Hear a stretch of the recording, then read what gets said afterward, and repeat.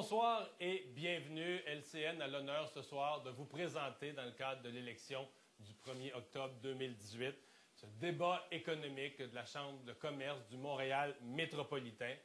Ce débat devant public que je salue. D'ailleurs, ce débat donc réunit les gens désignés par chacun des partis politiques pour venir aborder les grands enjeux et les préoccupations des Québécois en matière d'économie.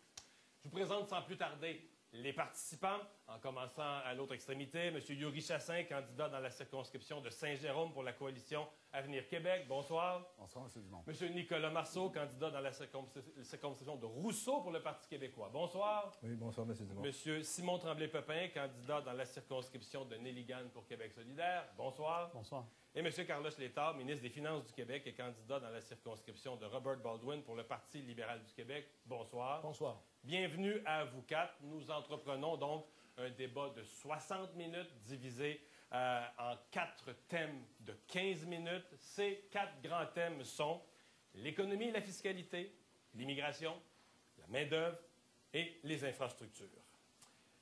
Chaque sujet sera lancé par une question à l'un des participants. L'ordre a été tiré au hasard. Je rappelle à chacun des participants qu'il s'agit d'une formule débat. Donc, les réponses devront être concises, s'adresser directement à la question, au sujet qui a été posé. Je ne doute pas du tout de votre capacité à faire des discours longs, intéressants et excellents, mais ce soir, je ne les permettrai pas. Il faut vraiment qu'on sente la formule débat.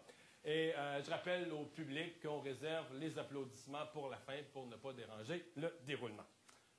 Bon débat à tous. Abordons notre premier sujet, l'économie et la fiscalité. Comment créer de la richesse pour les Québécois? L'économie du Québec va plutôt bien. Le taux de chômage à 5,6 % connaît un creux historique. La croissance économique devrait atteindre 2,1 % cette année. Pourtant, le revenu disponible par habitant au Québec est le plus bas au pays, à 27 700 $. Les travailleurs de l'Ontario, par exemple, gagnent en moyenne 4 370 $ de plus. Ce genre de déséquilibre existe aussi pour les entreprises. La réforme fiscale du président Trump a fait passer le taux d'imposition des entreprises américaines à 21 % alors qu'il est à 26,8 % ici.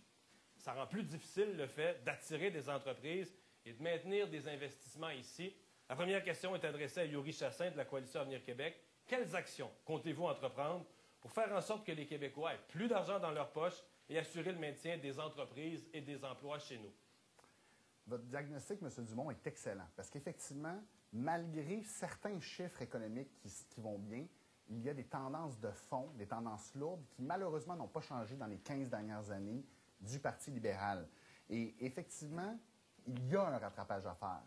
Alors, quand on parle de mesures concrètes qui permettent de stimuler l'économie, la Coalition Avenir Québec en a proposé plusieurs au cours de cette campagne électorale et va continuer d'en proposer, à commencer par une transformation du mandat d'Investissement Québec. On est en retard aussi en termes d'investissement. Ça affecte notre productivité, donc l'efficacité de notre travail. Et en stimulant les investissements, on peut faire un certain rattrapage. Ça veut dire que la mission d'Investissement Québec doit être de sortir des bureaux. Je vous dis, mesdames et messieurs, d'Investissement Québec, sortez de vos bureaux. Il y a des entreprises où il y a des projets, des idées, des possibilités d'exportation. Vous devez aller les rencontrer.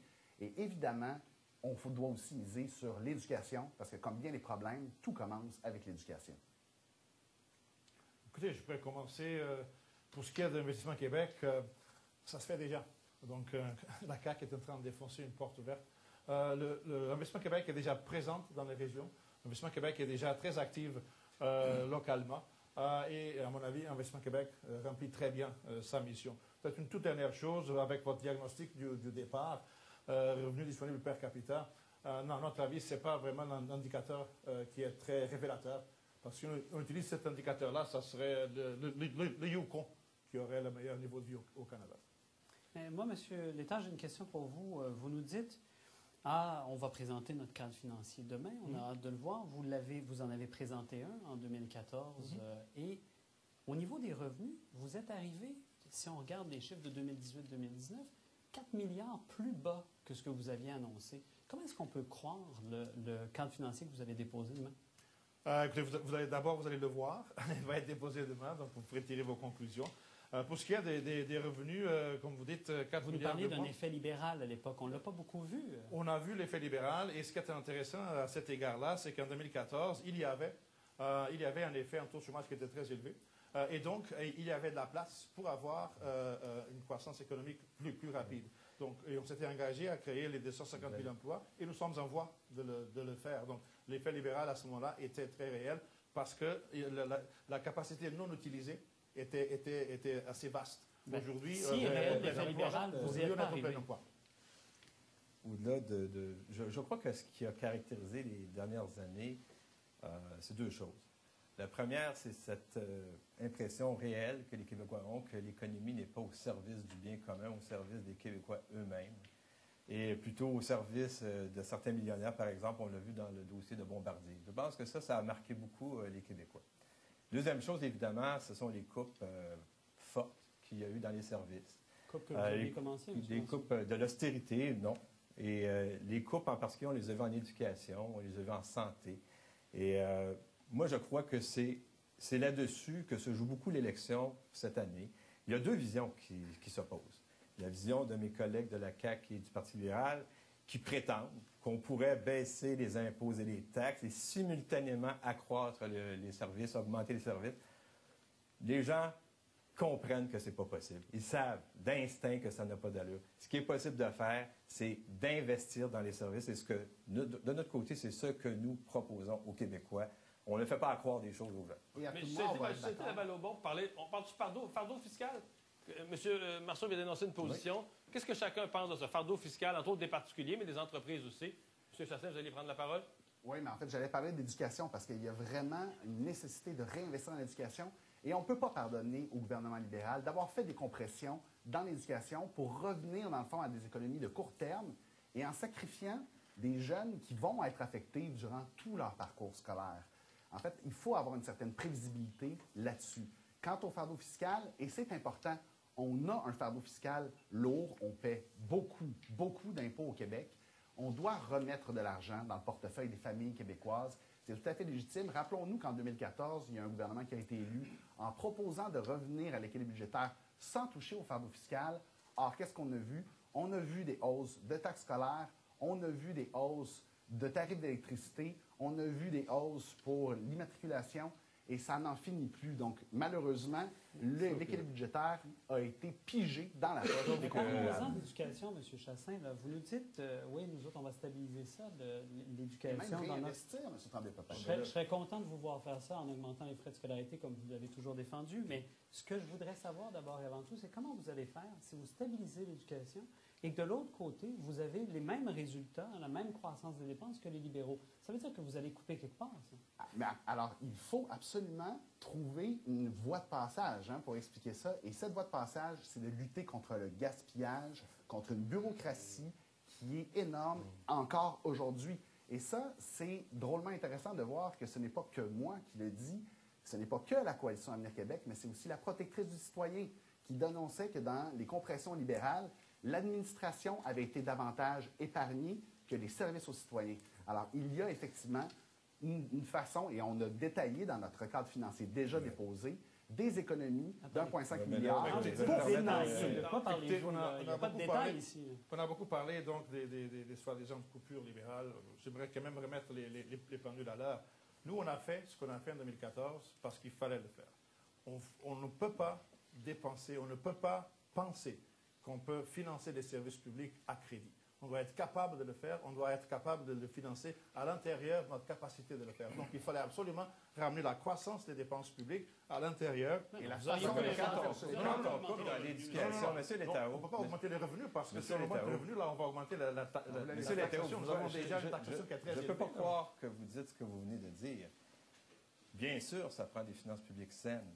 Mais de couper dans l'éducation, dans l'avenir de nos enfants, puis dans la croissance économique future du Québec, c'est dramatique. Et c'est intolérable. Je pense que les Québécois n'acceptent pas ça. Et je me permets de dire que du côté de la CAQ, avec les baisses de revenus en taxes scolaires, avec les baisses de revenus du système scolaire, on est en danger de subir encore une fois des coupes dans le système d'éducation. La même chose va se produire.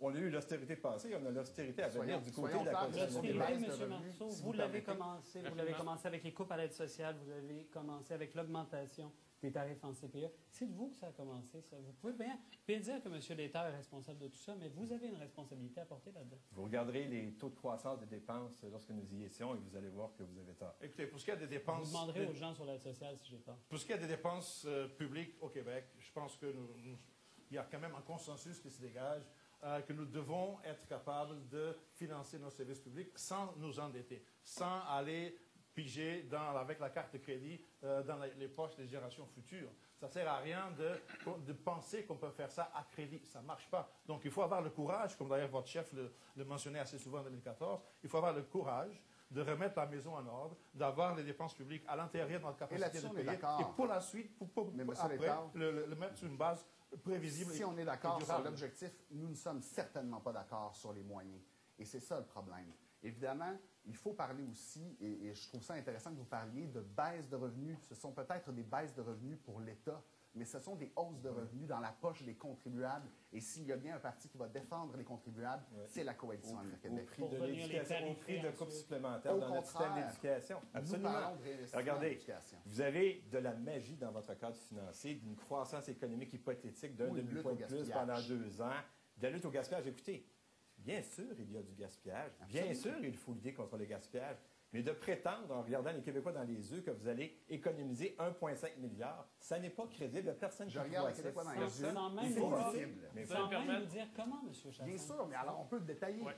Ah, Et- mais alors, vous le il y a- faites pas Vous allez dans me votre permettre de cadre relancer- financier, c'est étrange.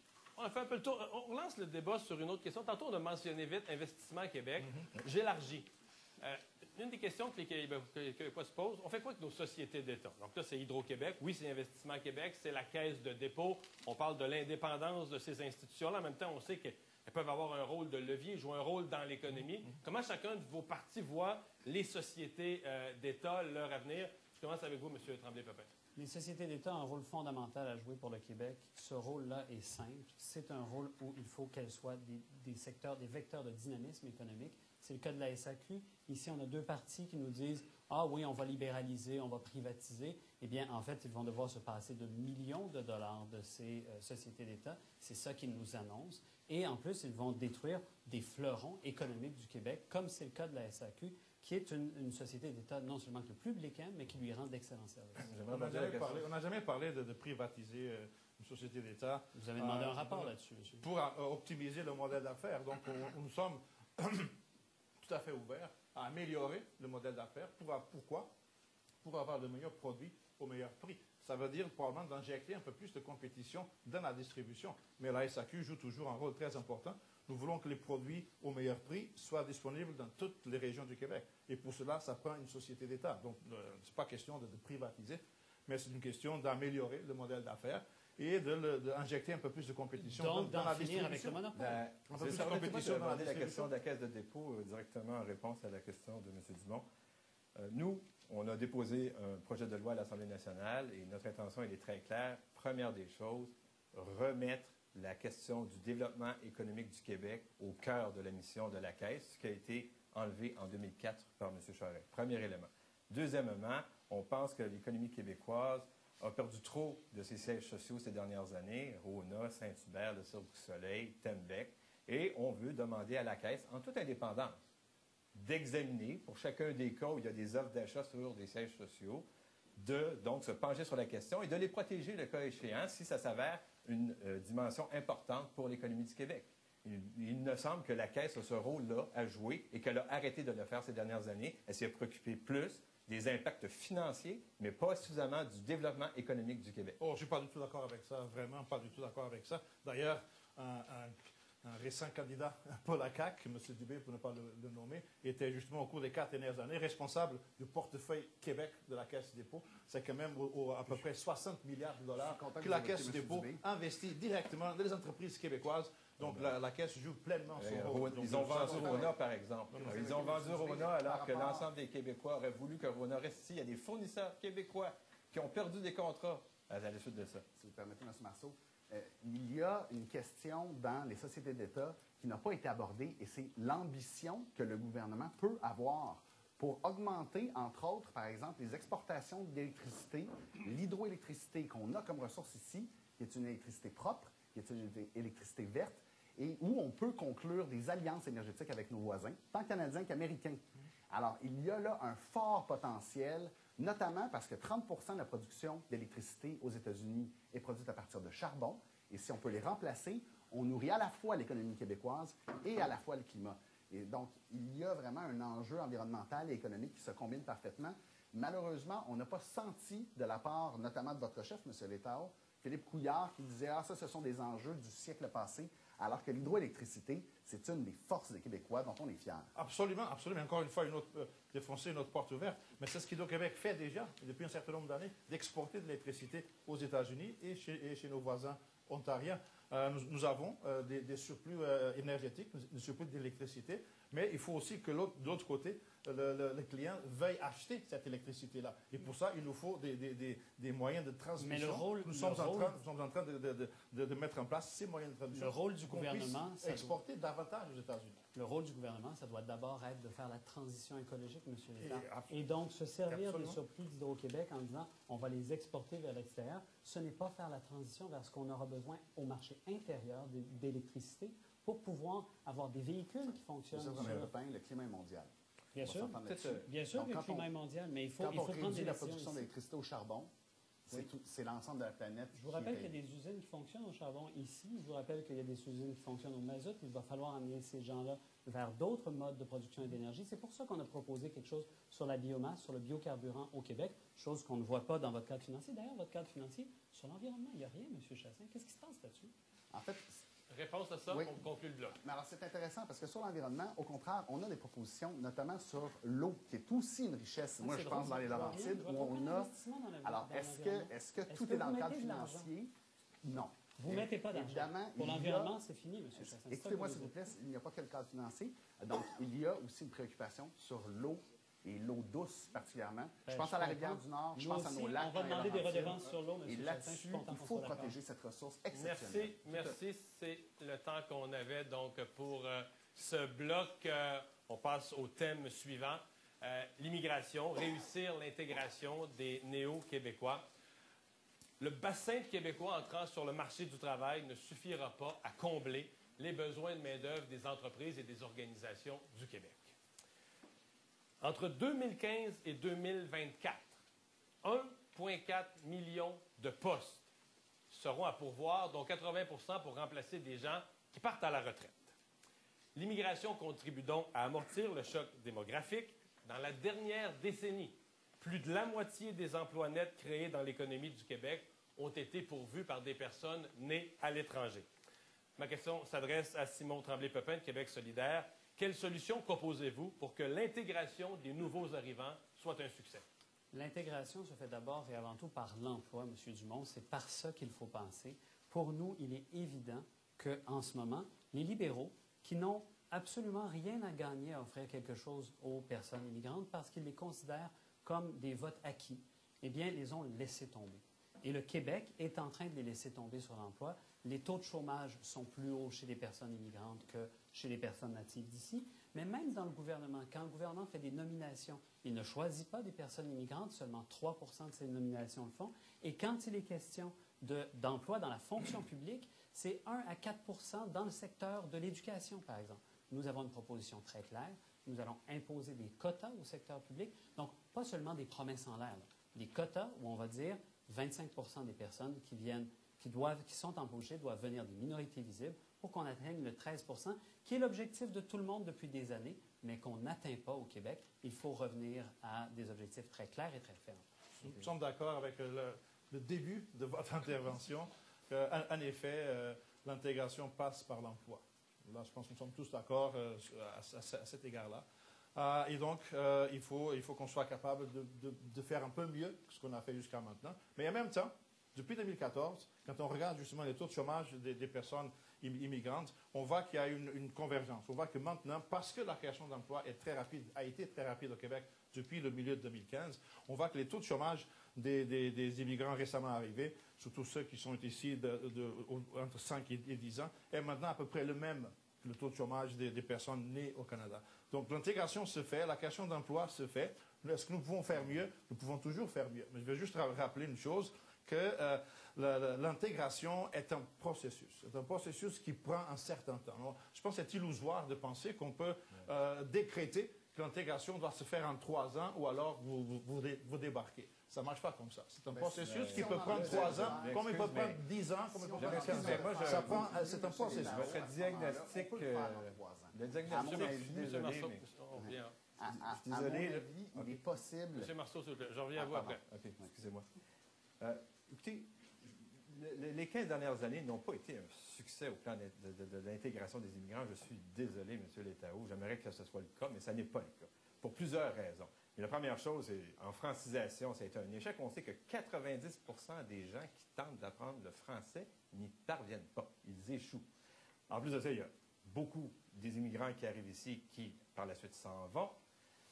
Les taux de chômage sont quand même significativement plus élevés. Pour ceux qui sont ici depuis moins de 5 ans, c'est 15,8 C'est quasiment 3 fois le taux de chômage des autres Québécois. Alors, écoutez, il y a un problème, puis à la base, l'enjeu, c'est la connaissance du français. La connaissance du français, c'est la clé pour l'intégration. Évidemment, c'est la clé pour s'intégrer par la suite en emploi, mais à la base, pour s'intégrer dans une société, il faut parler la langue d'usage, la langue commune. Encore faut-il que les employeurs demandent le français. Encore faut-il, vous avez entièrement raison, encore faut-il qu'ils demandent ça. La loi 101 pour pouvoir... C'est le français qui est la clé. Non, là, si vous permettez, je pense, M. Létao, qu'on peut faire en fait beaucoup mieux. On peut avoir une ambition de mieux faire en immigration. Rappelons aussi le rapport du vérificateur général de l'an dernier qui dénonçait les difficultés au ministère de l'Immigration. Alors, ce n'est pas la Coalition Avenir Québec qui l'invente. Et par ailleurs, oui, on a une certaine ambition. Et d'ailleurs, on l'a résumé de façon très simple. Pour l'immigration, on en prend moins, on en prend soin. Pourquoi? Parce qu'on maintient les budgets, ce qui nous permet de faire 3 choses. D'abord, d'insister sur la connaissance du français. On est tout à fait d'accord. Et par ailleurs, de mieux les intégrer en emploi, notamment en reconnaissant les compétences de nos immigrants, un sujet sur lequel vous avez beaucoup parlé, mais vous avez très peu agi. Et enfin, on peut utiliser la régionalisation de l'immigration de façon beaucoup plus efficace. Rappelons qu'il y a 50 de la population québécoise dans la région de Montréal, mais c'est 75 de l'immigration. Oui, il y a là encore un problème. Je me permets de corriger M. Chassin. M. Legault a dit à de nombreuses reprises que la connaissance du français n'était pas importante et que la seule chose qui comptait, c'était les qualifications autres, c'est-à-dire la formation, les diplômes et autres. Moi, je pense que c'est une grave erreur. Et au contraire, nous, on demande, on propose aux Québécois que pour les immigrants, il y ait la connaissance avant d'arriver au Québec. Donc, compliqué ça, avant d'arriver au Québec, il faut connaître le français. Il faut savoir, M. Chassin, que 17 pays en Europe ont la même exigence. Là-dedans, il y a l'Allemagne et le Royaume-Uni, c'est des langues qui sont fréquemment parlées, mais il y a aussi les Pays-Bas, il y a aussi le Danemark. Il y a 275 millions de francophones à travers le monde qui sont capables d'immigrer ici si on le désire. Vous permettez d'apprendre le français avec quel argent, M. Chassin? Vous n'avez pas un sou dans votre cadre financier? Bien sûr, M. Tremblay-Papin. Voyons donc, là, il faut vraiment lire notre cadre financier une deuxième fois, parce que pourquoi on réduit le nombre d'immigrants? C'est que ça permet d'augmenter de 25 la dépense par immigrant. Donc, effectivement, il y a davantage d'argent pour apprendre le français, pour intégrer en emploi. Les taux d'échec sont de 90 M. Létard est appelé. 90 de taux d'échec pour ceux qui ne sont pas français. En Allemagne, il y a possibilité de faire mieux et on a cette ambition. D'abord, beaucoup de choses ont été dites, mais d'abord, la première chose, aujourd'hui, au moment où on se parle, 94 des personnes qui résident, qui habitent au Québec, parlent français, sont capables de maintenir une conversation en français.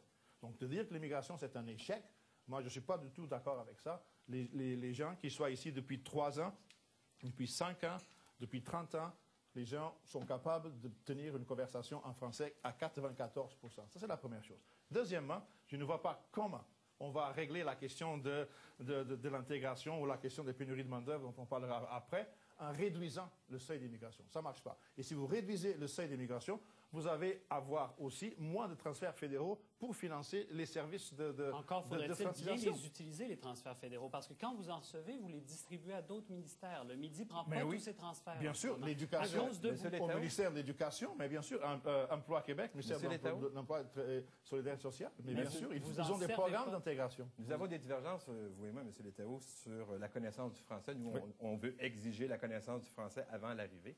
Mais en plus de ça, nous, on a déposé à l'Assemblée nationale, devant les Québécois, 20 mesures qui permettraient de mieux intégrer les immigrants. Je vous donne des exemples. L'utilisation de CV anonymes, et ça a été démontré, là, ça permet d'augmenter le taux d'entrevues obtenues par les candidats issus de l'immigration. On veut aussi que ce soit interdit pour les entreprises d'exiger une expérience canadienne. Hein? Les entreprises peuvent exiger de l'expérience, mais elle peut avoir été acquise à l'étranger. On vous a proposé ça et vous avez refusé. Alors, écoutez, vous refusez à l'exigence du français qui est la clé de tout, et vous avez refusé les mesures que nous avons proposées et puis qui auraient pu aider à intégrer les immigrants, alors qu'on le voit très bien dans les chiffres. Évidemment, il y a des histoires personnelles de succès des immigrants qui ont réussi à s'intégrer, c'est vrai. Mais quand on regarde le portrait global, je suis désolé, c'est vraiment pas un succès. Absolument pas. Le portrait global, à mon avis, il est très positif pour le Québec. Maintenant, pour ce qui est de la connaissance du français, vous savez très bien que le gouvernement, l'État du Québec contrôle à peu près ce qu'on appelle l'immigration économique. À peu près 30 000, un chiffre rond, sont sélectionnés par le gouvernement du Québec selon une grille de sélection. Et cette grille de sélection comprend la connaissance du français.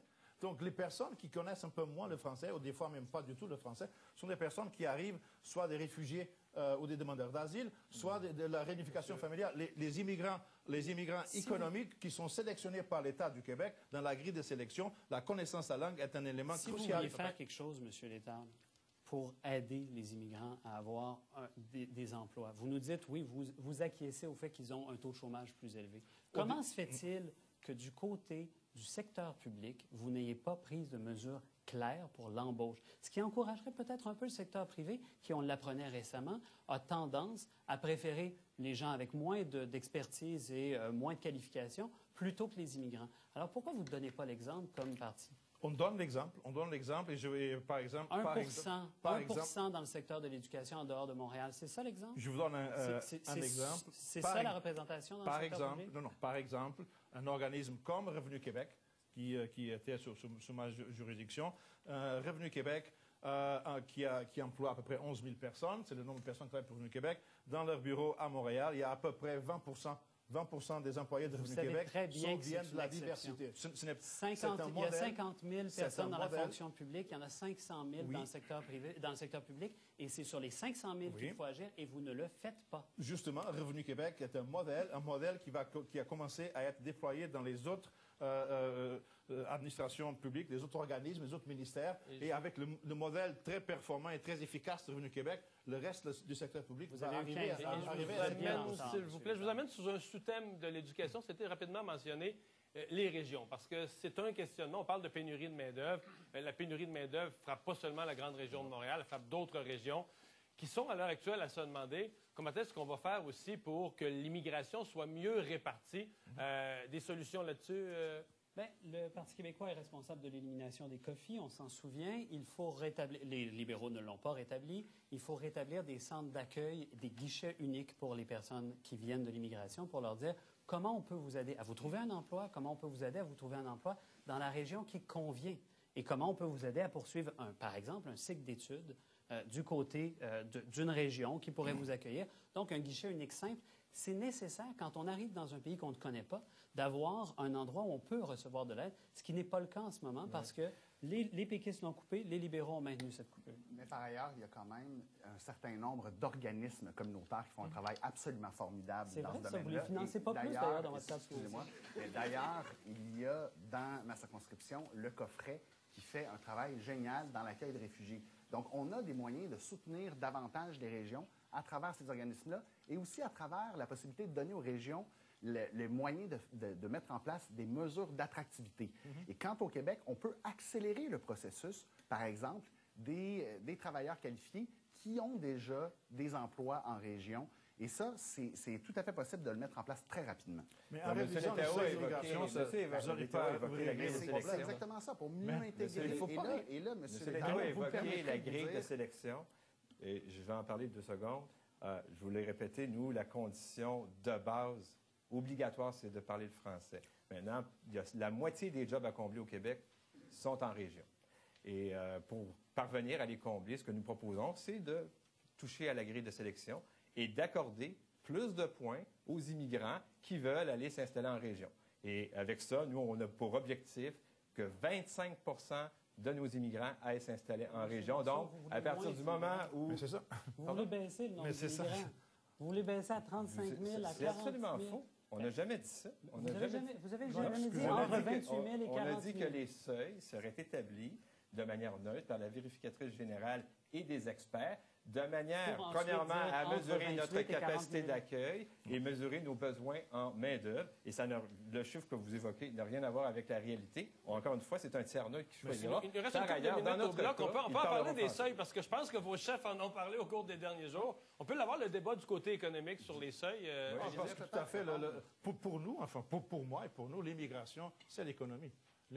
Vous avez mentionné tantôt le portrait démographique du Québec. Là où on se trouve aujourd'hui, avec une population vieillissante, c'est clair que l'avenir économique du Québec, la croissance économique future, dépend de notre capacité d'aller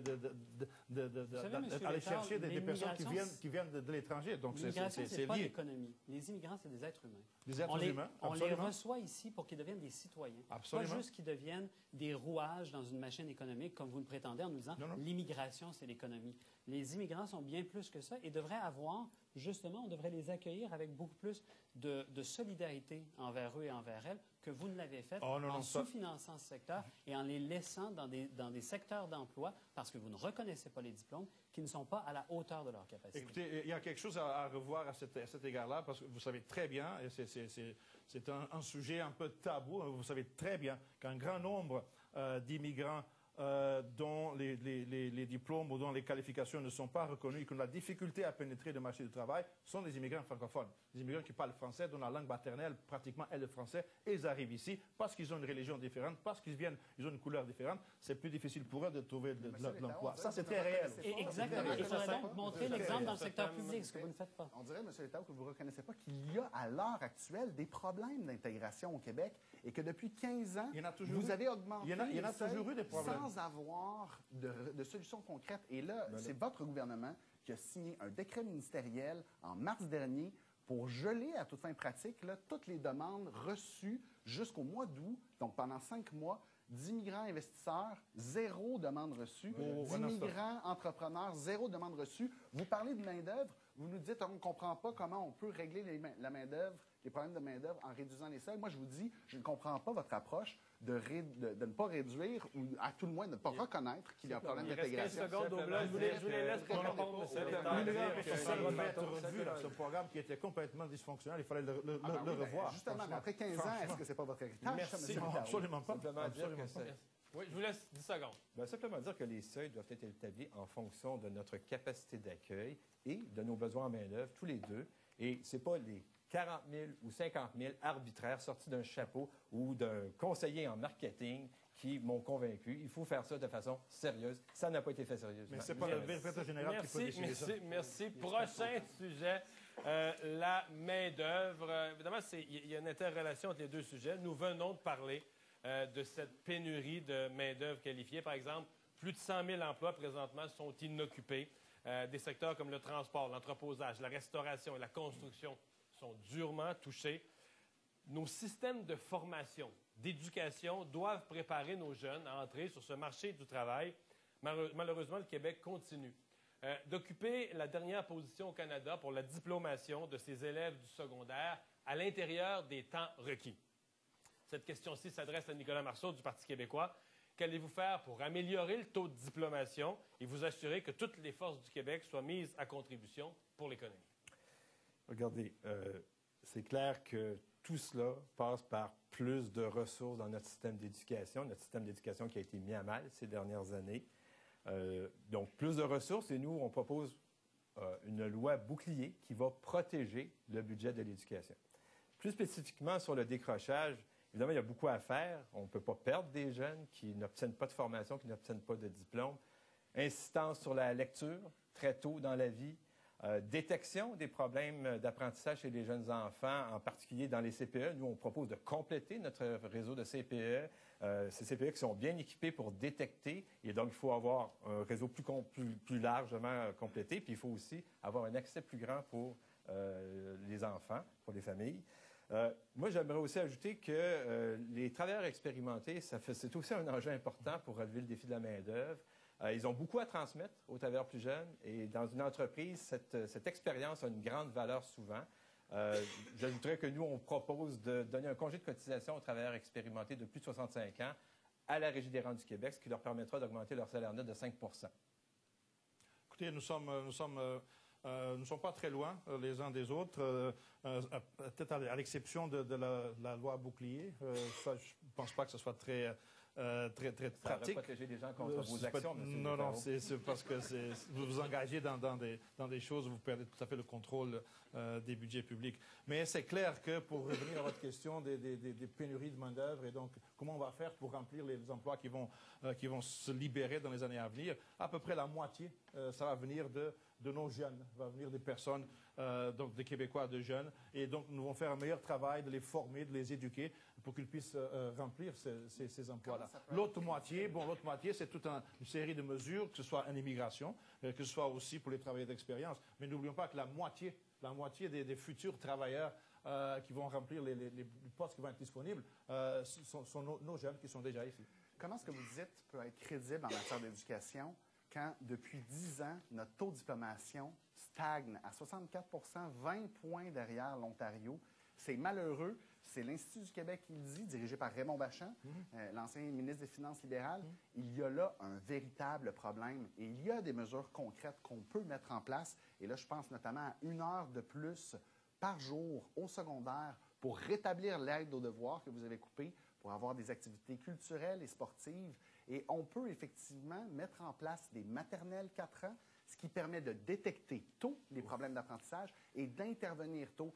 On voit là, des parents, et moi j'en ai entendu, qui sont venus me voir pour me dire on n'a pas accès à des spécialistes et on doit aller au privé. Alors ça, c'est drôlement malheureux. Il faut intervenir tôt et c'est ce que le docteur Lionel Carman, qui est notre candidat, propose de faire. Parlons des maternelles 4 ans, M. Chassin. Je sais que vous, personnellement, vous avez une aversion pour les CPE. Vous l'avez publié à de multiples reprises. C'est vrai? C'est faux. Vous n'avez jamais publié sur les CPE? Je n'ai pas une aversion pour les CPE du tout. Puis OK. Pourquoi c'est un bon modèle, les CPE, selon vous? Il faut absolument répéter une chose. Les parents doivent avoir un certain choix, et ça, c'est effectivement une cause qu'on va défendre à la Coalition Avenir Québec. Oui. Mais les CPE sont un très bon modèle. Ils donnent des D'ailleurs, tout récemment, de garde de qualité. Il y avait une étude qui nous disait, une étude signée par un professeur de l'UQAM qui nous disait que les CPE étaient une meilleure option que les garderies, que les maternelles de 4 ans que vous défendez. Donc, laissons cette possibilité des CPE et on va les défendre. Mais par ailleurs, les maternelles 4 ans, c'est autre chose. Dans ce cas-là, qu'est-ce qu'on fait? On donne, dans le cadre scolaire, la possibilité d'avoir accès à davantage de ressources, notamment pour détecter les troubles d'apprentissage. Et je le redis, là, pour intervenir tôt, c'est à ce moment-là qu'on détermine l'ensemble du parcours d'apprentissage des élèves. Et quant à nous, c'est vraiment une solution de long terme, Il y a M. Létard qui lève le doigt depuis quelques instants. Mais votre plan de maternelle 4 ans ne fonctionne pas. Parce que vous savez très bien pour mettre ça à la grandeur du Québec, il faut construire plus de classes d'école, il faut engager des ressources. Nous avons déjà un réseau de garderies et de CPE où les enfants de 4 ans sont déjà bien encadrés. Donc nous, ce que nous proposons, c'est de faire les deux. Graduellement, lentement, oui, on va augmenter le nombre à la mesure qu'on peut le faire, le nombre de maternelles 4 ans, surtout en milieu défavorisé. Mais on ne va pas abandonner les CPE et les garderies privées. Parce qu'il va être gratuit. Pour les enfants de 4 ans, ça va être gratuit. Vous n'avez pas besoin d'abandonner les CPE, M. Létard, vous l'avez déjà fait. Vous avez dit on va ouvrir plus de garderies commerciales et c'est ce que vous avez fait. Vous avez remplacé les CPE progressivement par des grandes... Au-delà des paroles, M. Létard, dans les gestes, dans les faits, vous avez négligé les CPE, vous avez privilégié le modèle des garderies commerciales. D'ailleurs, le modèle des garderies commerciales qui est privilégié aussi par la CAQ. Madame, votre candidate dans le Louis Hébert n'a eu cesse de dire qu'elle préférait, que c'était un beau modèle d'affaires. Nous, quand on parle d'enfants, on parle de soins. On parle de qualité de service. De votre côté, on parle de beaux modèles d'affaires. Parce que c'est bien, c'était une excellente idée pour le Parti québécois, mais malheureusement, on limite le nombre de places. Alors, qu'est-ce qui se passe? On est sur des listes d'attente, puis on espère gagner à la loterie. On est dans les médias à dire que ça n'avait pas provoqué de changement dans l'emploi des femmes, alors que tout le monde le constate. Monsieur Chassin, vous l'avez écrit quand même. Et les études sont nombreuses qui démontrent que la qualité dans les CPE est supérieure à celle qu'on retrouve dans les garderies commerciales. Ça ne veut pas dire que toutes les garderies commerciales sont mauvaises, mais ça veut dire qu'en moyenne, c'est mieux d'envoyer un enfant dans un CPE que d'envoyer dans une garderie commerciale. Et moi, devant ce constat-là, je trouve que la chose normale, la chose saine dans une population, c'est d'envoyer les enfants dans les CPE. Vous le faites un débat plus large sur les places en CPE. Vraiment un débat plus large sur l'éducation. On veut une éducation de qualité. Je pense qu'on ne chicanera pas longtemps là-dessus. Qu'est-ce qu'on a besoin à l'école? Est-ce que c'est juste une affaire d'argent? Est-ce qu'on a seulement besoin de plus de ressources? À combien vous évaluez les ressources supplémentaires dont les écoles ont besoin? Ou est-ce que c'est plus qu'une question d'argent? Est-ce qu'il y a autre chose qui doit être faite, M. Létard? Je commençais par dire que c'est une question d'argent, oui, mais je pense que dans tous nos cadres financiers, les budgets sont adéquats pour l'éducation. Ce qu'il faut surtout, c'est de nous assurer que tous les enfants, tous les élèves, puissent avoir accès à des services d'éducation corrects. Et parce que ce que nous avons depuis un certain nombre d'années, nous avons deux choses. D'abord, une augmentation des enfants en difficulté d'apprentissage. Donc, il faut que notre système soit capable de s'adapter à accommoder ces enfants-là aussi. Et puis, en région un peu plus éloignée, nous avons aussi une problématique d'écoles donc trop petites, où traditionnellement, la bureaucratie faisait en sorte que, on ferme l'école et on concentre tout ça ailleurs, pendant qu'il faut qu'on soit capable de garder des petites cohortes dans les petites villes. Vous pensez qu'il y a un problème, qu'il n'y a pas de problème avec le budget de l'éducation? Vous oubliez qu'il y a quand même un déficit d'entretien de 3,3 milliards de dollars dans nos écoles, qu'il y en a la moitié qui sont en mauvais ou en très mauvais état. Et ça, c'est un problème immédiat. Donc, on va y revenir à la limite pour les On va y aller dans l'infrastructure. Je vais réagir à M. Tremblay-Papin. Parlez-nous des immobilisations dans votre cadre financier pour régler ce problème. Il n'y a aucune colonne d'immobilisation dans votre cadre financier, M. Chassin. C'est surprenant. Mais on a un programme d'immobilisation de 110 milliards de dollars sur 10 ans. Donc, il y a effectivement de la place pour prioriser. Donc qu'est-ce que vous On vient de l'apprendre, on n'a pas vu ça. Et quel est l'impact de ça sur les services de la dette? On ne l'a pas vu. Là. Est-ce que vous pensez, M. Létao, que le Programme québécois des infrastructures, qui devait s'élever à 100 milliards parce que vous avez dit on ne peut pas vraiment aller plus loin. Finalement, s'élève à 110 milliards parce que Philippe Couillard a décidé que ça allait augmenter. Parce que nous avons la capacité de le faire maintenant, parce que l'économie va bien, parce qu'on a les moyens de le faire. Donc, voyons ce qu'on peut utiliser dans ce 110 milliards-là sur 10 ans pour avoir des écoles saines. On a une priorité. Donnez-moi à la fois, s'il vous plaît. M. Marceau qui peut parler. Très simplement, effectivement, il y a un problème d'écoles à rénover au Québec. C'est urgent. C'est la première des priorités de s'assurer que nos enfants ont de belles écoles. Première, évidemment, des professeurs, des ressources en quantité suffisante, entre autres pour les enfants qui ont plus de difficultés. Ça, c'est la base de tout, il me semble. Sur l'État où là-dessus, d'ailleurs, vous n'avez pas... C'est 15 ans, hein, le bulletin que vous avez, là, c'est que la moitié des écoles du Québec sont en mauvais état. Ça, c'est le bulletin de 15 ans de régime libéral. Maintenant, M. Chassin, vous avez un cadre financier, et moi, je n'arrive pas à savoir combien vous allez mettre pour rénover les écoles. On veut tous le savoir, les Québécois veulent le savoir, et on ne le sait pas. Nous, notre cadre financier, on va le présenter incessamment, et vous allez avoir le chiffre. Vous allez avoir le chiffre, et je pense que les autres vont le mettre aussi, j'imagine, mais vous, on ne l'a pas. Pouvez-vous nous le dire? On l'attend impatiemment, mais effectivement, nous, on va utiliser le Programme québécois d'infrastructure pour investir dans les écoles. Mais combien? Dites-le nous, les écoles du Québec. Monsieur Létard et moi, on est d'accord sur cette chose-là. On va mettre 400 millions par année dans le budget, dans le PQI pour cette question. Nous sommes d'accord. Là-dessus, on est d'accord. Monsieur Marceau, on le verra. Il ne veut pas nous le dire tout de suite. Il garde. Non, mais vous allez avoir ce beau chiffre aussi. C'est bien correct de voir ça. Mais vous, monsieur Chassin, c'est combien? Mais pour ce qui est des écoles, non seulement il faut penser aux écoles, mais justement, il faut penser aux maternelles 4 ans. Et donc, progressivement, on doit rattraper le retard et augmenter la construction des édifices et des places. Moi, je vous dis deux choses. On va embaucher 2300 professionnels et on va embaucher 2100 professeurs. Ça va coûter 340 millions à l'État québécois. Et c'est clair, c'est simple. Vous savez à quoi vous en tenez. Vous pouvez ne pas être d'accord, mais au moins, nous, on vous le dit. Donc, on peut vous dire, là, 800 professionnels de plus dans nos écoles, notamment pour répondre aux besoins des élèves qui ont des difficultés et qui, malheureusement, ont de moins en moins de services. Beau tour d'horizon des finances des écoles. Ça a été mentionné tout à l'heure par au moins deux personnes.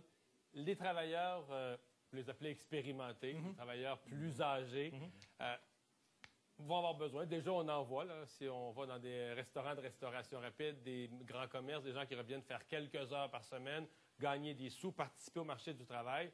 Comment on peut faire plus? Comment on peut encourager ces gens-là à revenir, à participer au marché du travail? Il y a Augmenter plusieurs le salaire mesures. minimum. C'est la bonne façon de Je ne pense faire. pas que ce soit ça. Parce que c'est non. là qu'ils vont et ils ont besoin d'être convaincus que la job qu'ils vont faire, ils vont être payés pour la faire.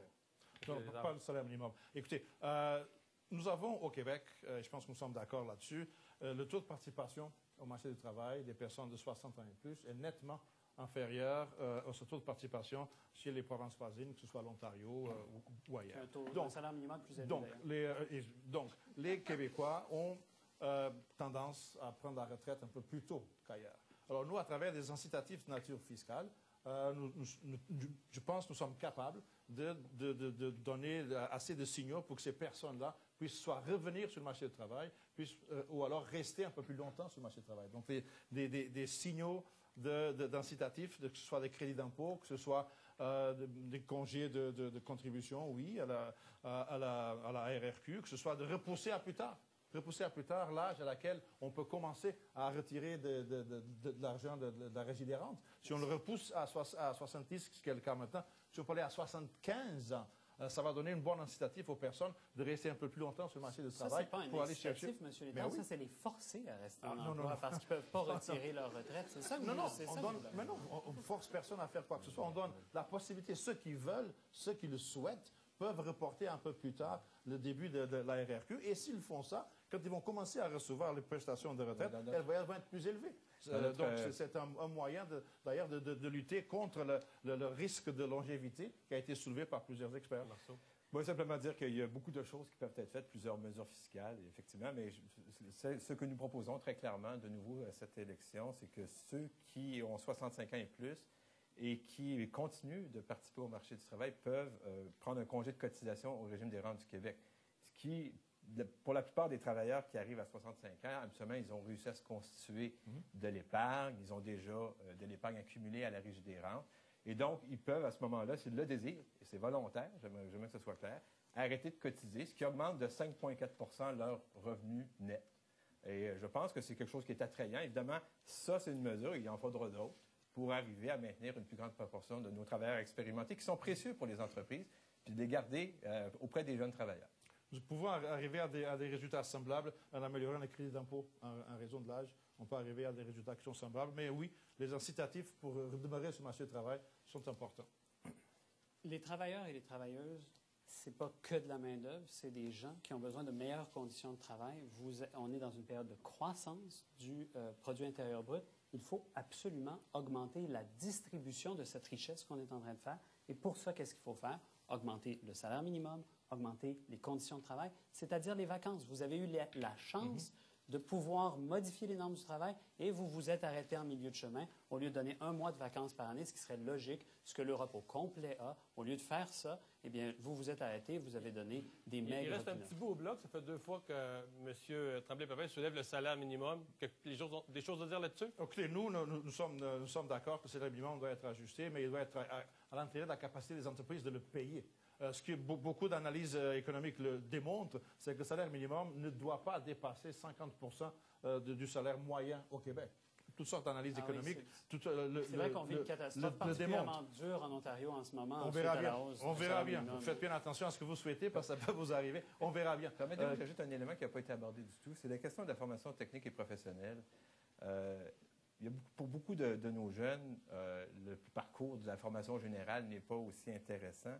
Et un enjeu, moi, il me semble, en tout cas, c'est la proximité, surtout, moi, dans mon comté, dans Rousseau, la distance qu'il y a entre les centres de formation professionnelle et le lieu où habitent les enfants est un vrai problème. Et moi, je trouve que ça ouvre vers le fait d'augmenter le nombre de centres, parce que présentement, pour certains enfants, c'est une vraie barrière. Et puis, évidemment, ça pose la question, je sais qu'on va l'aborder bientôt, c'est la question du transport. Et le transport est une grande difficulté, surtout quand on sort de la région métropolitaine ou de la région de Québec. Ça devient un vrai enjeu. Voilà, merci. Ça conclut notre thème de la main-d'œuvre. Allons maintenant vers le quatrième et dernier thème de cette soirée, nos infrastructures. On peut le dire d'une certaine façon, là, vous êtes ici au cœur de Montréal. Montréal est un espèce de grand chantier du point de vue de ses propres citoyens. Les 2 tiers des Québécois croient que l'état des infrastructures présente des risques importants pour l'économie. Des travaux nombreux sont devenus nécessaires, voire urgents. Ils sont en cours dans la métropole. Des grands chantiers incontournables, Turcot, Pont-Tunnel, La Fontaine, éventuellement la métropolitaine. La congestion routière a un impact majeur sur notre économie. D'ailleurs, un rapport cette semaine de la CMM parle de plus de 4 milliards de pertes liées à la congestion. Donc, le renforcement du transport collectif, des infrastructures routières s'avère incontournable. Cette question-ci s'adresse à M. Létard du Parti libéral. Comment s'assurer que les Québécois disposent d'infrastructures modernes, durables et efficaces à long terme?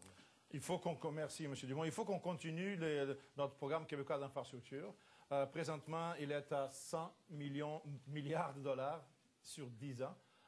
Pendant notre premier mandat, nous avons relevé ce programme de 12 milliards de dollars pour le ramener à 100 milliards sur 10 ans. Maintenant, dans un deuxième mandat, nous nous engageons à ajouter un 10 milliards additionnel pour le ramener à 110 milliards sur 10 ans. Les plus grandes composantes du programme québécois d'infrastructure, c'est bien sûr le transport, les routes, le transport collectif, la santé, hôpitaux, etc., et les écoles. Donc l'éducation. Ces 4 éléments sont les plus importants. Mais une chose qu'on s'est doté au Québec d'une mesure, d'une approche très structurée pour adresser ces besoins criants d'infrastructures à travers un programme où on va prioriser la vétusté des actifs pour être capable de bien les mettre au niveau. Donc, il faut continuer le programme d'investissement en infrastructure, 110 milliards de dollars sur 10 ans, en priorisant l'éducation et la santé et les transports. M. Létard, à parler d'infrastructure sans parler de changement climatique, c'est formidable. Vous vivez réellement sur une autre planète. Le transport collectif, c'est quoi? Le transport collectif, c'est 9 milliards dans votre plan et 20 milliards pour les routes et pour les autoroutes. C'est ça votre logique de la lutte contre les changements climatiques. C'est 1 pièce pour les chars, 50 cents pour l'autobus. Si on n'a pas de route et autoroute qui soit efficace, on va se trouver en congestion, ce qui n'est pas bon pour la planète. Donc, il faut avoir un réseau d'autoroutes qui soit efficace pour que les voitures puissent passer. En fait, parce que sinon, on va être tous dans la congestion. Plus d'autoroutes, ça amène plus de congestion. Toutes les études le disent. Moderniser les autoroutes actuelles. De notre côté, on va construire de nouvelles. Vous en avez plusieurs dans le PQI que vous voulez construire. Et nous, ce que nous vous proposons, ce que nous proposons aux Québécois, c'est des investissements majeurs en transport en commun, chose que vous n'êtes absolument pas capable de faire parce que votre vision est simplement de dire le transport en commun, c'est de seconde zone. Or, les changements climatiques, c'est le problème de notre génération. Et vous, pendant tout ce discours sur l'économie, pendant tout ce débat, vous n'en pipez aucun mot. C'est ça votre vision de l'économie. Non, absolument pas. Écoutez, je ne vais pas revenir sur les écoles longtemps, mais simplement dire que la priorité des priorités pour nous, au Parti québécois, c'est que nos enfants soient dans des belles écoles, des écoles saines, que leur santé ne soit pas en danger. Première étape. Pour le reste, pour le transport collectif, je suis plutôt d'avis, comme M. Tremblay-Pépin, que le transport collectif a été négligé et qu'il est temps de faire de grands investissements de ce côté-là. Nous, on propose, entre autres, d'augmenter la proportion du PQI qui est dévolue au transport collectif, de 34 à 40 Bien, nous autres, on est sur la planète Terre, M. Tremblay-Pépin. On voudrait bien que ce soit 25. C'est pas 25, je suis désolé. Mais laissez-moi compléter le point que je voulais mettre de l'avant. C'est qu'évidemment, il y a des infrastructures plus modernes, des nouvelles routes, et ainsi de suite. Mais il y a aussi l'utilisation qu'on en fait. Et là-dessus, je pense que la proposition que nous faisons est très va vraiment dans le sens de lutter contre les changements climatiques. Entre autres, favoriser plus l'autopartage, favoriser plus le covoiturage. Et quand on prend ces mesures-là, on réduit le nombre de voitures qui utilisent nos infrastructures. Et ça va dans la bonne direction. parce que le REM, ça, vous le laissez tomber. On l'a- Puis j'imagine que vous allez payer des pénalités là-dessus qui seront dans votre cadre financier. Vous parlez du REM qui est construit en Inde alors que votre candidat du B était, je pense, à la Caisse de dépôt. C'est ça, il Ben, me le semble. REM, Alors, je vais drôlement je vais vous en intéressant. parler du REM, il n'y a pas de problème, ça me fait Parce que plaisir. vous l'abandonnez. Soyons Le, clairs. le REM, présentement, est un projet qui coûte cher et qui accomplit peu. Hein, c'est un projet qui réduit très, très marginalement le nombre de voitures sur les routes. Et surtout, c'est un projet qui est concentré essentiellement centre-ville, Brossard et puis l'ouest de l'île.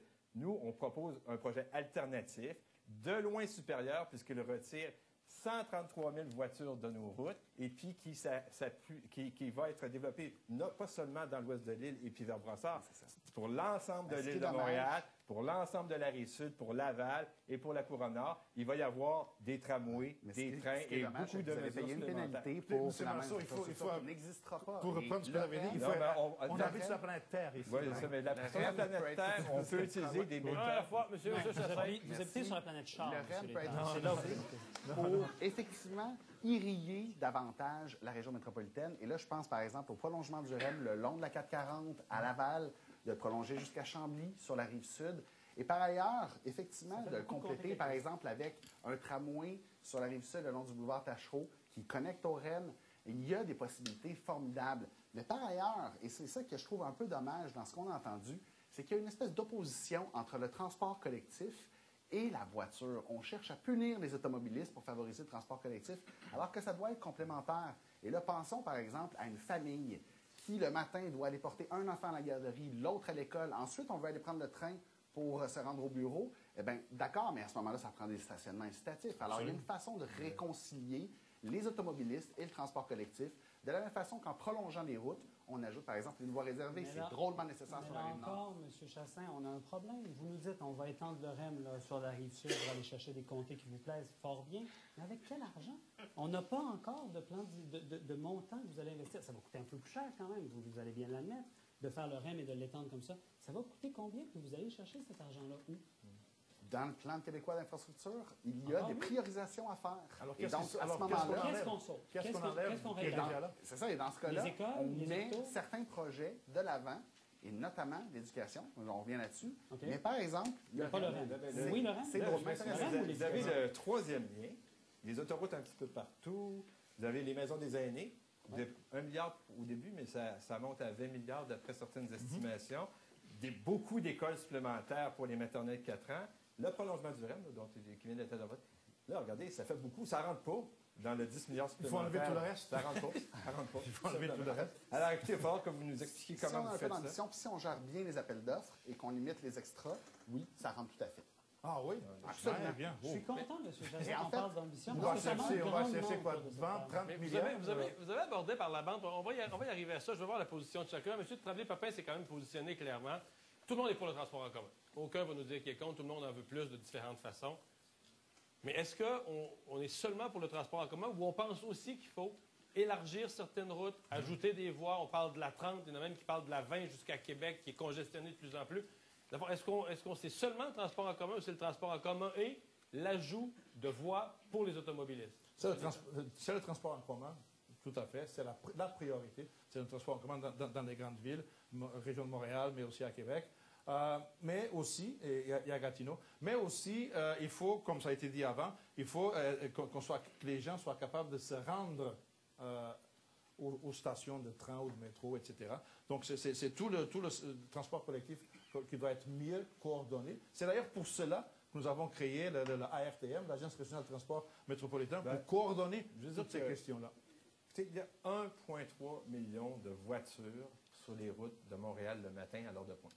1,3 million. Et ça a Et on augmenté n'en depuis que M. sortira Létard est pas là. si on ne retire pas un certain nombre de ces voitures-là.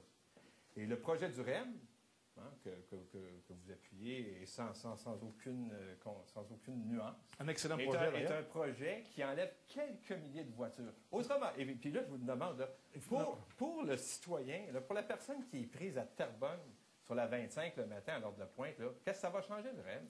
Puis celui qui est à Boucherville sur la 20, qu'est-ce que ça va changer, lui, le matin?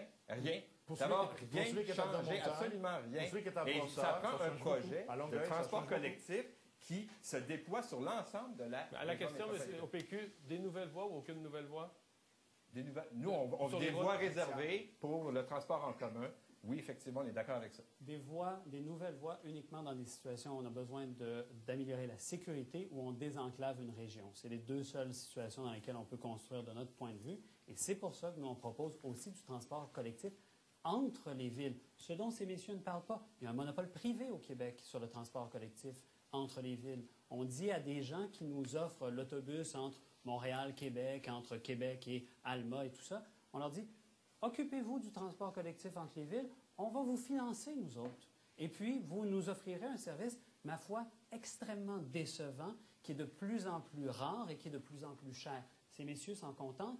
Du côté de Québec solidaire, nous, on va changer ça. Avec quel argent?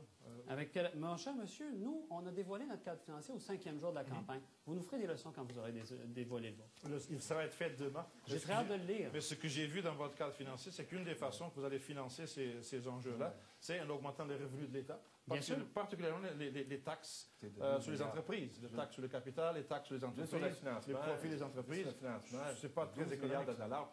Puis, écoutez, on voudrait bien, là, mais c'est pas sérieux. Pour moi, vous avez le même comptable que la CAQ. René Lévesque a augmenté les finances de l'État de 24 quand il était au pouvoir. Et pourtant, je pense que vous aimez encore René Lévesque. Robert Bourassa les a augmentés de 81 Et pourtant, je pense que M. Létard aime encore Robert Bourassa. Sur la Il y a de question la place des pour augmenter nouvelles les voies, revenus de l'État. M. Lachassin, vous n'avez pas encore parlé. Oui, absolument. Il y a des nouvelles voies qui sont nécessaires pour répondre à des besoins criants. Et donc, on a parlé, par exemple, sur la rive nord de la 13, de la 19. La 15 est complètement congestionnée. Sur la 15, on ajoute une voie réservée qui existe seulement jusqu'à Laval. C'est un non-sens. Il faut la prolonger jusqu'à Saint-Jérôme. Et sur la rive sud, il y a l'autoroute 30 qui a été bâtie. C'est un bon coup, mais qui est déjà congestionnée, alors qu'elle a besoin d'être élargie à un certain tronçon. Donc, ce sont des solutions très concrètes où on ne veut pas opposer le transport en commun avec les automobilistes pour lutter contre les automobilistes comme s'ils étaient la peste. Genre, pourquoi votre chef a, du revers de la main, écarté la ligne rose, par exemple, ici à Montréal? Parce qu'un c'est- coup me comme semble- le métro de la ligne Mais rose, pas le troisième lien. c'est Pas le c'est troisième. beaucoup En effet. trop coûteux. Et c'est un choix clair qu'on fait et qu'effectivement, on laisse tomber ce projet-là. S'il y a des technologies Même si plus le- même intéressantes, si le- tant mieux. Même Mais si les voici élus de un choix Montréal, clair eux, ils trouvent qui que c'est permet- approprié, la CAQ décide que non, les élus de Montréal, ils n'ont rien à voir là-dedans. La CAQ décide qu'il n'y a pas de ligne. On fait des choix clairs. On se fait des croirait choix dans le ministère de la clairs pour Santé être sous le responsable. Parti monsieur. libéral. Je vous arrête sur ce sujet-là. On a fait un peu le tour. J'amène ailleurs en matière d'infrastructure parce qu'on entend quand même à Montréal des projets, à Montréal, mais qui touchent tout le Québec. On a dit des rénovations qui semblent inévitables au stade olympique. Il y a un projet de retour d'équipes de baseball des ligues majeures. Ça va prendre un stade. Ça parle de fonds publics, au moins en partie, pour l'aider. Le stade de tennis aussi. On dit qu'il faudrait l'améliorer. On reçoit de grandes compétitions. Est-ce que les infrastructures sportives sont quelque part dans vos priorités, M. Chassin? On peut étudier au cas par cas selon la rentabilité économique et en s'assurant que l'État ne prenne pas des risques inconsidérés. Alors ça, c'est une notion drôlement importante. Maintenant, il y a effectivement des projets. C'est ça la Il y, proposition. il y a des projets qui sont intéressants et à ce moment-là, on est prêt à l'étudier. Par ailleurs, pour bien les étudier, ça prend une bonne équipe économique et s'il y a bien une chose que propose la Coalition Avenir Québec, c'est une excellente équipe économique comme on n'en a pas vu depuis très longtemps. Ils sont 35. Oh. En effet. Peut-être juste sur le sport. Ça vous impressionne, je vois, c'est évidemment, très bon. nous, de notre côté, on espère. On espère le retour d'une équipe de baseball à Montréal. De notre point de vue, la question du stade, puisque c'est central, dans le fond, sur la capacité d'attirer une nouvelle équipe, de notre point de vue, ce projet-là doit être financé de façon très majoritairement privée. Il n'est pas interdit de penser que si qu'on pourrait compléter, mettons, un montage financier, mais vraiment de façon très marginale, puis dans la mesure où il y a vraiment un appui très, très fort et significatif du secteur privé. Oui, il faut que ce soit un projet privé. Donc, un projet privé qui pour l'achat d'une équipe, c'est pas du tout à l'État à se mêler de Dans la l'achat vie- d'une équipe. dans la vie, Et il- s'il faut un stade, si le secteur privé veut le financer aussi, l'État peut compléter le Il faut financement. faire des mais choix, pas- messieurs. ou bien on choisit la lutte au changement climatique, ou on choisit le baseball. Vous choisissez le baseball fort bien. Ça n'a aucun rapport, ça. Ben oui, ça a tout à fait rapport. Vous nous dites, bien sûr, on peut envisager de financer un stade. Vous n'avez pas vu l'échec du centre Vidéotron déjà? Là? Ça ne vous est pas passé par la tête un peu? Eh bien, là, il faut maintenant dire, notre priorité en infrastructure, ce sont les changements climatiques, c'est des investissements majeurs en transport. Absolument. Vous ne le faites pas. On le fait. Vous ne on le faites pas. Ben, Personne voyons. ici ne se lance dans On des n'a pas dit que c'était la investissements. priorité, on a dit que si un projet bien monté d'équipe de baseball et nous était présenté, on Voilà. était ouvert à compléter À le compléter, montage c'est financier. Et C'est quand même deux choses pourquoi distinctes. donc là. le baseball manque d'argent dans la vie? Il manque d'argent à ce Non, moment-là. mais, Ils n'ont pas besoin de les vous. Montréalais peuvent avoir le goût d'avoir une équipe de baseball. Ça, c'est Ben, permis, par exemple. Ça, c'est très Tout à bien. fait légitime. Les équipes de baseball et les ligues s'occuperont de le payer. Et l'autre stade? L'autre stade est toujours là et il sera toujours là. D'ailleurs, on a des... C'est pas l'intervention. L'autre stade est toujours là. Il faut repenser le toit, par exemple. Mais c'est une infrastructure qui est publique, celle-là, qu'il faut la maintenir et qu'il faut lui trouver une nouvelle mission. Il faut lui donner une chance pour qu'elle puisse aller chercher une nouvelle mission. Et pour cela, il lui faut un nouveau toit. Tout le monde se rallie à ça? Oui, ça prend Ça un serait le nouveau mot de toit. la fin. Ça prend pas de doute là-dessus, ça prend un nouveau toit. Merci. C'est la fin de notre dernier bloc. Merci à vous quatre pour cette portion débat. Merci de votre collaboration. Pour conclure le tout, chacun des candidats dispose maintenant de 45 secondes pour adresser des remarques finales. Le premier à s'exprimer, M. Nicolas Marceau du Parti québécois.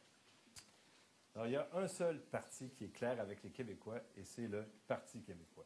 Nous, notre priorité, ce sont les services. On ne vous fait pas croire qu'on peut baisser les taxes et les impôts et en même temps investir dans les services. Il faut faire un choix, et notre choix, c'est d'améliorer les services pour nos enfants, pour nos familles, pour nos aînés dans nos régions. Les Québécois veulent que les politiciens arrêtent de les prendre pour des valises.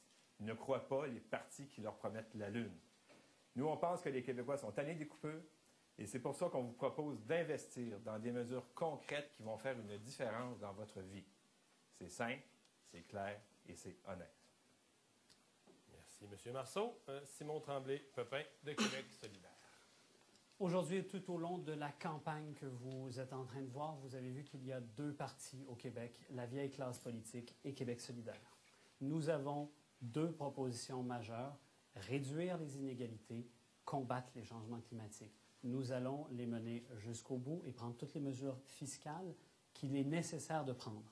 Lorsque nous aurons pris ces mesures, qu'on peut prendre maintenant, dès aujourd'hui, nous ferons le pas suivant, c'est-à-dire l'indépendance du Québec, dont je suis heureux d'être le seul à avoir parlé ce soir, l'indépendance du Québec qui est nécessaire pour l'accomplissement d'une mission que nous avons collectivement, être capable de vivre encore sur cette planète dans les prochaines années.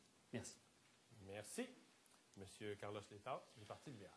Merci. Alors, un gouvernement libéral propose une société qui priorise l'éducation, qui s'assure que tout le monde est en santé et que notre économie soit forte et au service de cette société. Le Québec a deux grands défis économiques: l'incertitude internationale et la pénurie de main-d'œuvre. En me promenant au Québec récemment, j'ai entendu les entrepreneurs me parler de l'enjeu réel de main-d'œuvre. Le Parti libéral est le seul parti qui propose une réponse globale et crédible pour relever ces défis. Nous avons fait des preuves que les Québécois peuvent avoir confiance dans nos programmes.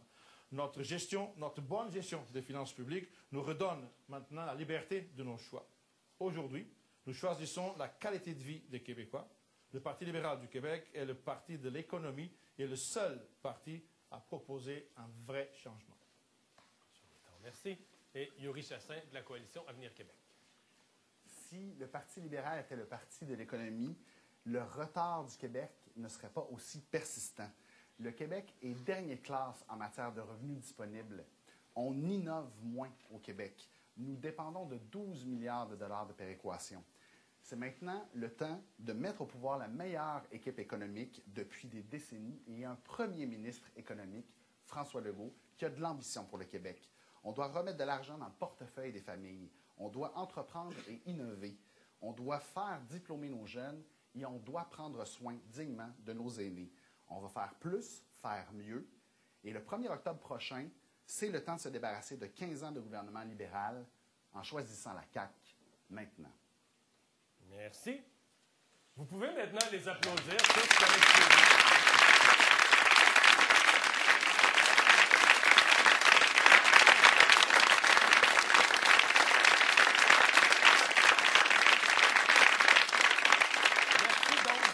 Merci donc à nos 4 débatteurs. Vos propos, points de vue auront été éclairants. Pour les gens qui, à la maison, ont à prendre une décision, merci au public en studio. Merci à vous, à la maison, d'avoir suivi ce débat au cours de la dernière heure.